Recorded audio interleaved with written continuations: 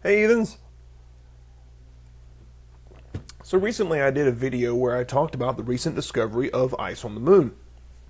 And first and foremost, I'd like to say, was anybody paying attention? I know a lot of you commented on the idea that we already knew that there was ice in the universe outside of the, Earth. I know that. If you watch the video, I clearly said I'm leaving out certain things on purpose. I know. I know comments are made mostly. I know that there's ice planets, and I know. Okay. Anyway, there was a point to all that, and it'll come around when I start getting some responses to it from the creationist side. That's the whole other thing. What I found interesting from that video, though, was that some people started joking around. Oh, that's where God sent the water from the flood, and it was funny.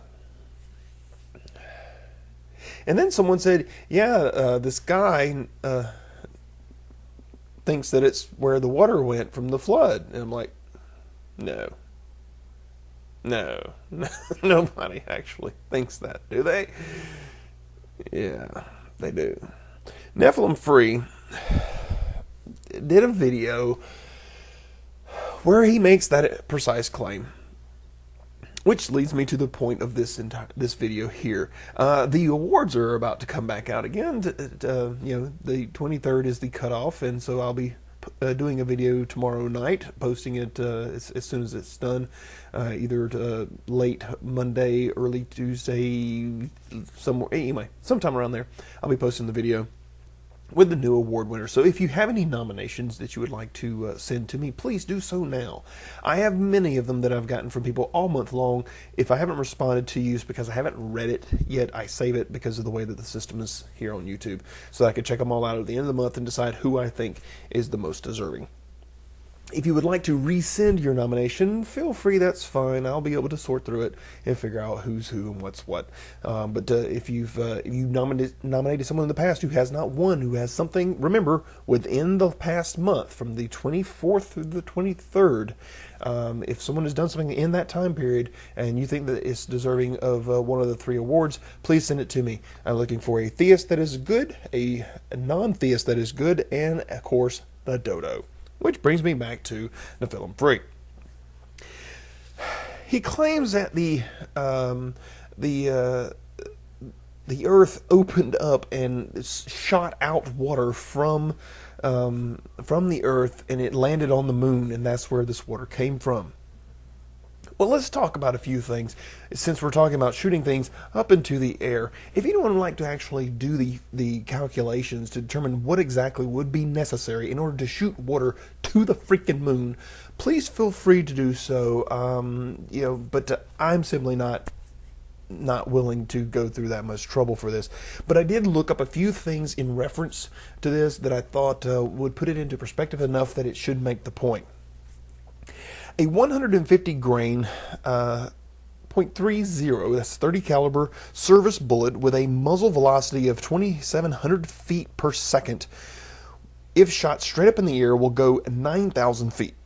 Okay? If it were in a vacuum, it would go up an entire 113,000 feet inside a vacuum. Okay? Earth is not inside a vacuum, and there's we're not talking about things going through something with a muzzle velocity of 2,700 feet either. We're talking about it just coming through a crack. There's no barrel. But let's just say that it was. 113,000 feet. Is that enough to get it outside of the Earth's atmosphere? No, because the Earth's atmosphere extends 3.280 million feet. So you're just a little short. The highest geyser eruption was only 1,475 feet, and that was back in 1902 in New Zealand, and that's a geyser, okay? That's a geyser that sits on top of land with a little spout, kind of like a barrel, and it shoots out. You're talking about water coming from underneath other water, so there's more resistance that has to go through just to get out from that. The immense pressure that it would take in order to send this thing through the atmosphere and out of the Earth's orbit would basically vaporize the water and cause it to rain back down as it would evaporate. And it's just this entire idea that it would shoot out of the Earth atmosphere is so ludicrous. I'm astounded that you think you had some good find that was proving your Bible. The last thing that I'm going to mention is just to show you how absurd this claim would be. Currently, they are working on a device in order to launch things into orbit so that astronauts can use them in space. There's a 1.1 kilometer gun. No other way really to describe it. 1.1 kilometer gun that is being engineered, and it's going to use compressed hydrogen gas. This is done at the Space Investment Summit, or this was shown at the Space Investment Summit in Boston back in October. This is going to try and launch 450 kilogram payloads at 6 kilometers per second up into the air. They would still require, after shooting this projectile, basically a really large bullet, after shooting this projectile through a 1.1 kilometer barrel with everything we can send at it, it's still going to require a small booster rocket just to put it into orbit. Forget about escaping the orbit of the Earth. On this projectile that we're sending up, and they're saying that the heat of it shooting through the atmosphere would require that it had extra layers, because those layers will get burned off in the very short 100 seconds it's going to take for it to get outside of the Earth's atmosphere.